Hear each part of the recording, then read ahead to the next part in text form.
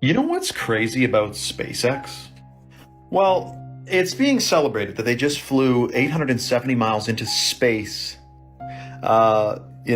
which was incredible and amazing, right?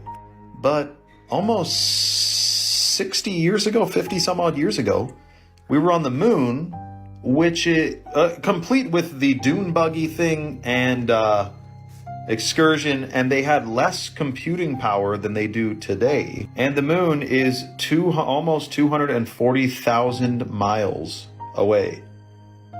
So, do you see the issue here? So, is NASA serious? We don't even have a real picture of the globe that they say that we live on, but now we have a telescope that's 1 million miles away from us that can actually see up to 15 billion light years away. Well, this is why I have a problem, and I have a huge problem with that. You can't even give us, again, you cannot give us a real picture of the globe that we live on. NASA has admitted over a few times that you can go to by yourself and go read about it, YouTube, listen about it. They have said multiple times, on multiple occasions, that the globe image that they give you is not real, that they have created this image for you.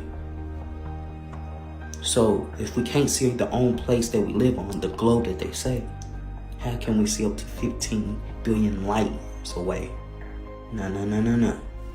Have you ever wondered why we haven't been back to the moon in over 50 years? The last time that humans landed on the moon was in 1972 on the Apollo 17 mission.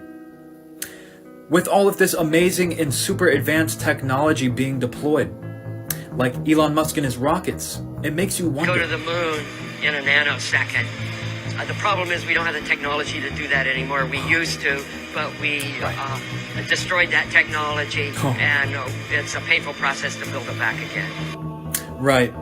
We destroyed the most advanced technology known to mankind. A weird little box shuttle-looking thing that I could probably build in my basement. Why don't we watch this thing launch? Aye, proceeded. 3, 2, 1. Ignition. Right away, Houston. Confetti! Why would confetti come out of a little shuttle? And how is this combusting in the empty void of space? And the cameraman even got left behind.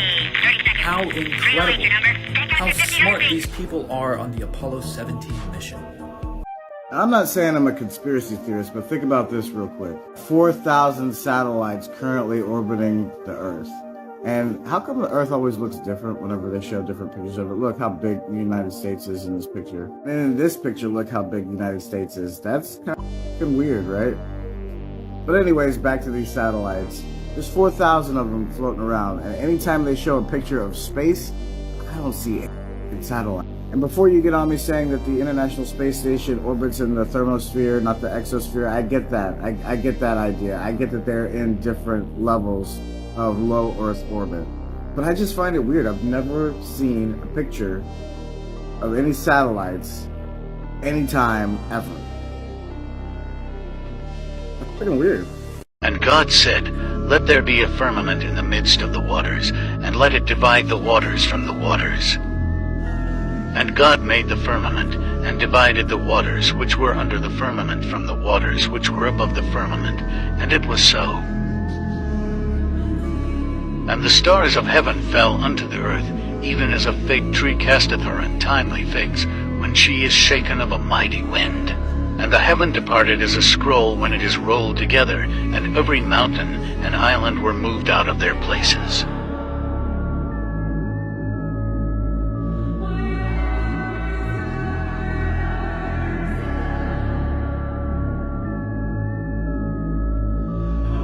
One specific video where Apollo 11 just gets back and they're in a press conference. Look at these guys, their body language, how they're speaking for like an hour and a half. They're depressed, like they're saying a script. They're being very, very calculated and careful about what they're saying. Right, and their facial expressions, especially Armstrong, is just disgusted. What happened?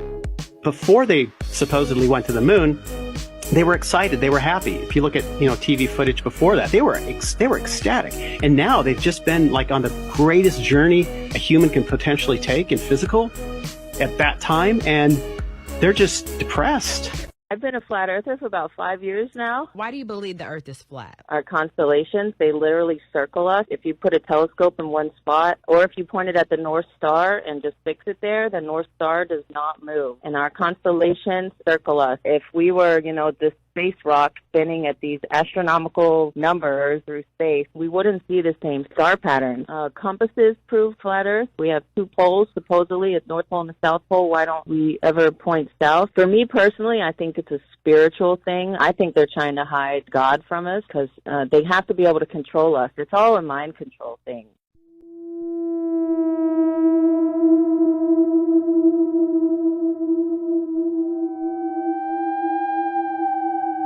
It's 2025, and the word on the street is that some of you still believe in the moon landing.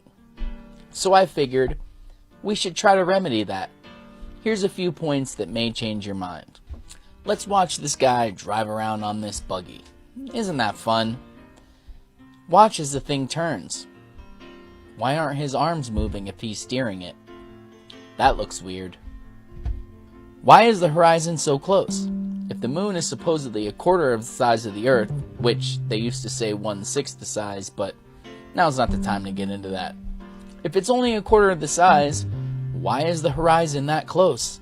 Is the horizon only 4 times further than that here on Earth? I don't think so. Looks like a studio to me. Now let's look at this. This dude's supposedly driving around in this buggy on the moon, communicating with Houston. Okay, Houston, we've had a problem here. As he's driving around, it's bouncing up and down. Listen to his voice. It negotiates small craters quite well, although there's a lot of roll. Does it sound like somebody who's bouncing up and down in a vehicle to you, or does his voice sound steady? Let's listen. It feels like we need the seatbelts, doesn't it, Jim? Yeah, really do. That really bouncing, doesn't it? Let's look at one more thing. Look at the rooster tails coming off of this. Doesn't look much different than wood on Earth, does it?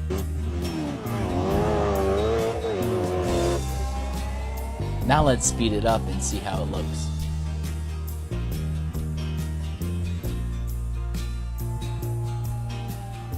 That's weird.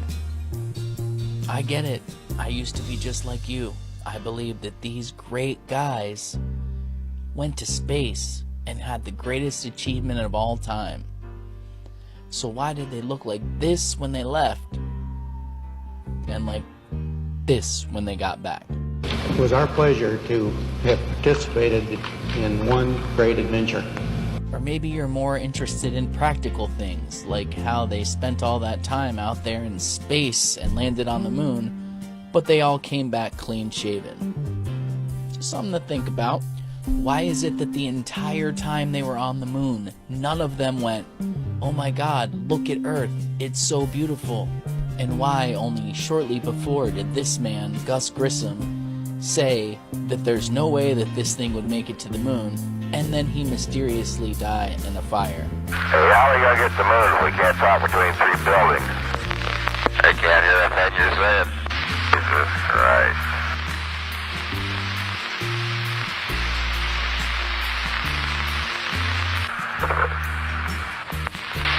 Hey! Oh, there's no fire in the cockpit.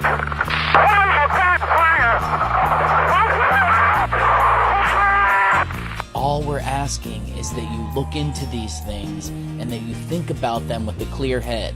And before you believe another government agent that feeds you lies, maybe look into this instead. That's where the answers are.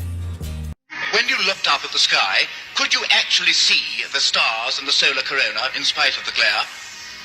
We were never able to see stars from the lunar surface or on the daylight side of the moon by eye without looking through the optics.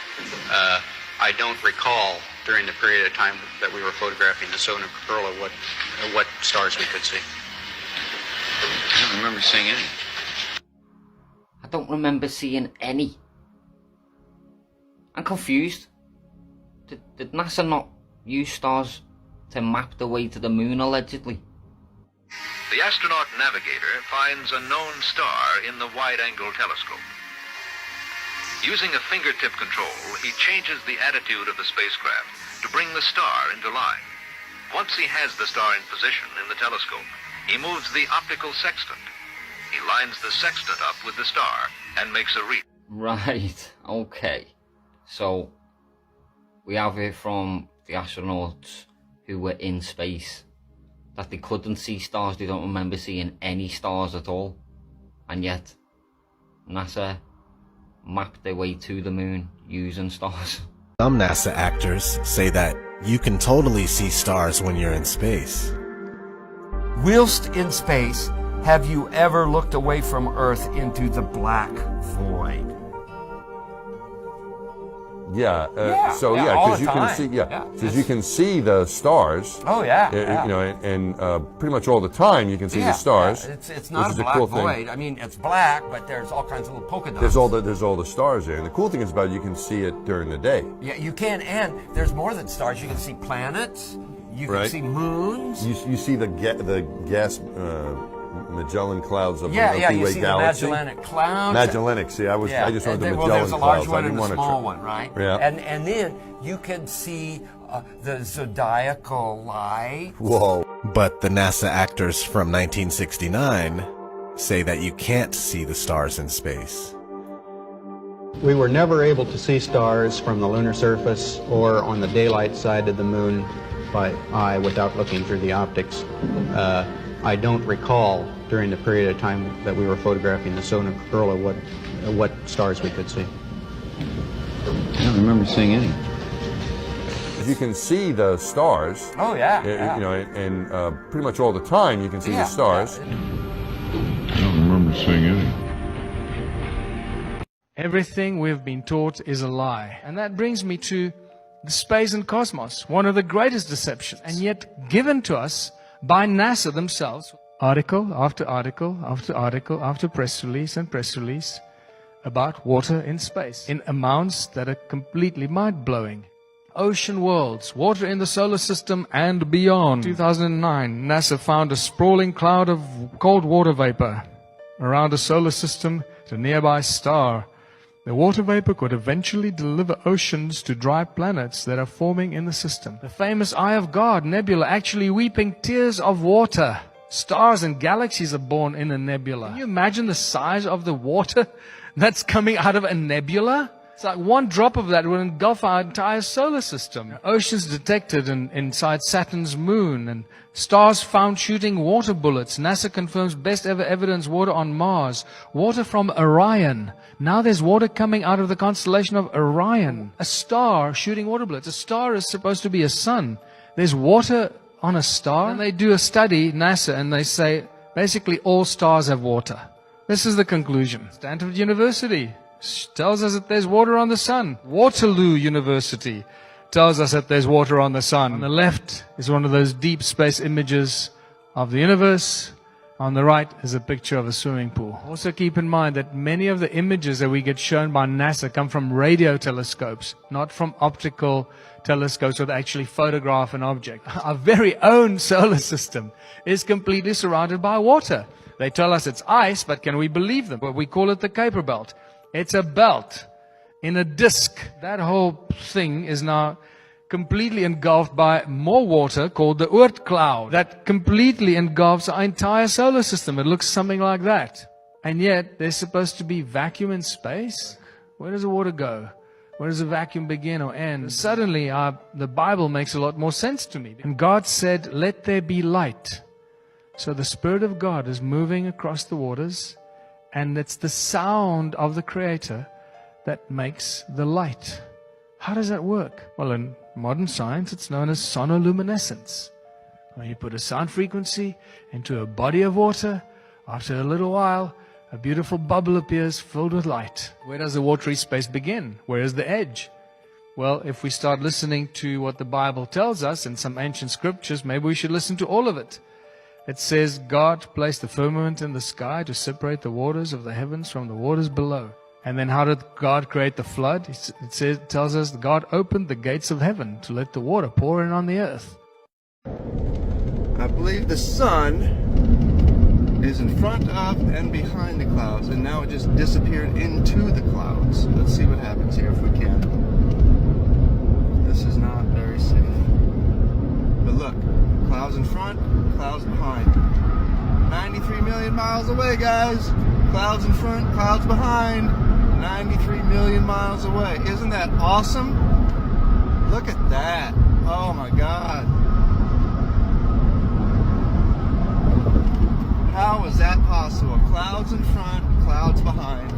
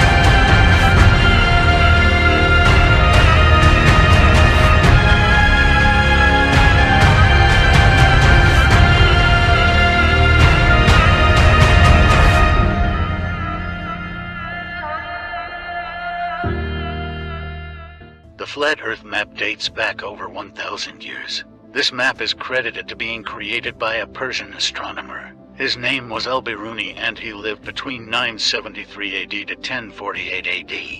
It's the official map of the United Nations and also the United States Geological Survey. It used to be present in many places before the creation of NASA and the Antarctic Treaty in 1959. Here you see it with Admiral Byrd. This map has been restored by Dmitry from Russia with suggestions of mine, Idialenkar. Known by my YouTube channel Flat Earth Banjo, I asked Dmitry to include the Bermuda Triangle and Point Nemo, a place deep in the Pacific where NASA buries rockets. Then Robert Tozzi, a professional mapmaker, came along and enhanced the map even more. There are many people now selling this map online, but if you could order it from my online store, I would greatly appreciate it. Visit my online store now and order one of the items. I humbly thank you.